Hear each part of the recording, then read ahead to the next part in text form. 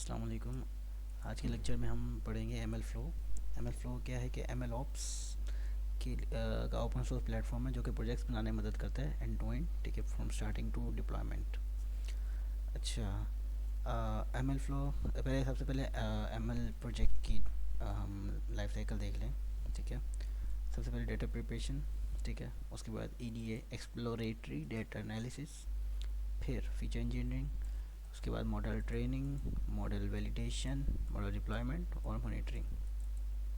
अच्छा, data preparation जो कि डेटा इंजीनियर के अंडर आता है, वो क्या करता है, ईटीएल पाइपलाइन बनाता है।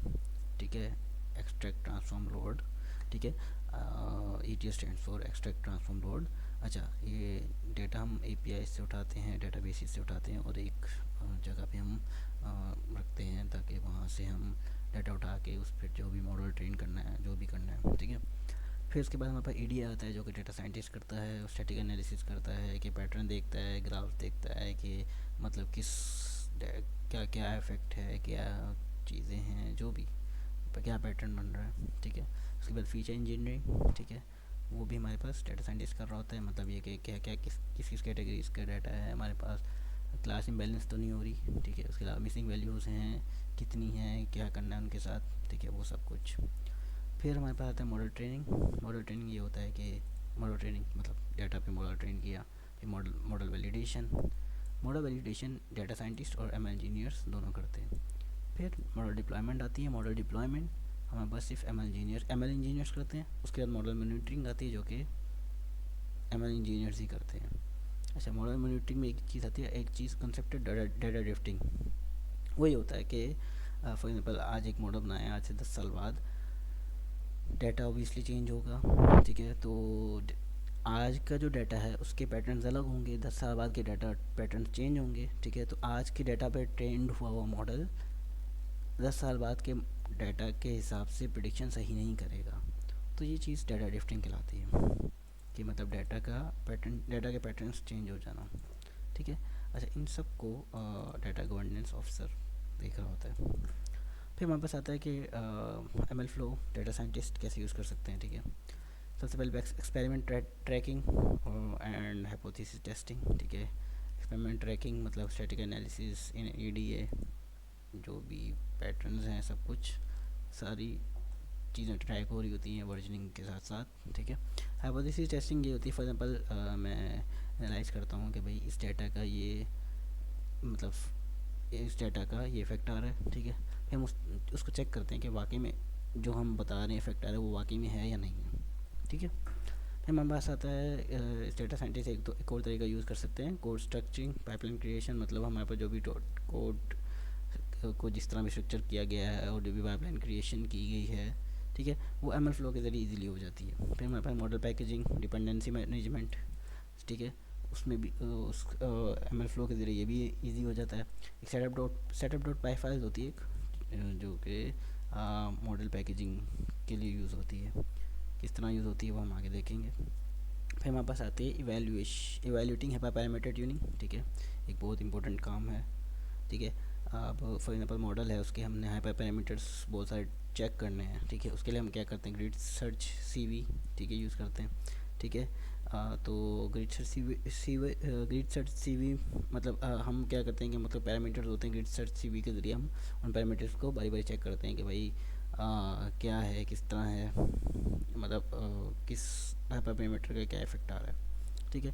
तो मॉडल ट्रेन होता है, ठीक है। तो और फिर ट्रैक होता है कि भाई किस पैरामीटर का क्या इफेक्ट आ रहा है। तो ये एम एल फ्लो के ज़रिए इजी हो जाता है और हम विजुअलाइजेशन करते हैं ग्राफ्स के ज़रिए इन हाइपर पैरामीटर्स की, ठीक है। फिर हमारे पास आता है compare the results of model retraining over time. मतलब हम एक मॉडल तो नहीं बनाते ऑब्वियसली, मुख्तलिफ मॉडल ट्रेन करते हैं, तो उनको उनकी कंपैरिजन में भी हमारे लिए हाँ एम एल फ्लो हमारी मदद करता है। फिर हमारे पास आता है कि एम एल इंजीनियर्स या फिर एम एल ऑप्स प्रोफेशनल्स, वो उनको कैसे यूज़ करते हैं। सबसे पहले कि जो भी हमारा मॉडल ट्रेन हुआ है, ठीक है, deployments, pre deployment and post deployment, उसमें मदद करता है, ठीक है। वर्जनिंग से लेकर उसकी स्टेजिंग इन्वायरमेंट से प्रोडक्शन इन्वायरमेंट तक, मॉडल रजिस्ट्री तक, ठीक है, इन सब में हमारी मदद करता है। फिर हमारे पास आता है deploy models securely to production environment, ठीक है। और फिर मैनेज डिप्लॉयमेंट डिपेंडेंसीज के मतलब पैकेजेस और डिपेंडेंसीज कौन कौन से रिक्वायर्ड हैं, ठीक है। फिर हमारे पास आ जाता है prompt engineering users. Generative AI का ज़माना है, ठीक है, तो वो कैसे यूज़ कर सकते हैं। वो मुख्तलिफ एलएलएम्स के साथ को इवेल्युएट कर सकते हैं और देख सकते हैं कि मतलब किसका क्या इफेक्ट आ रहा है, ठीक है। कस्टम प्रॉम्प्ट बना सकते हैं और उनको उनके साथ एक्सपेरिमेंट कर सकते हैं, ठीक है। फिर हमारे पास आता है कि हम कौन सा बेस मॉडल हमें यूज़ करना चाहिए एलएलएम्स में से, और फिर उसको मतलब एमएल फ्लो के ज़रिए हमें पता चलता है कि भाई कौन सा बेस मॉडल बेस्ट है, ठीक है, एलएलएम्स का। और फिर हम उसको फाइन ट्यून करते हैं अपनी रिक्वायरमेंट के हिसाब से। और यूज़ केसेस ओवरऑल देखें तो experiment tracking, parameters and matrices, मतलब जो भी हमारे पास मैट्रिसेस बनते हैं, ठीक है, उनको यूआई के ज़रिए हम देख सकते हैं, ठीक है।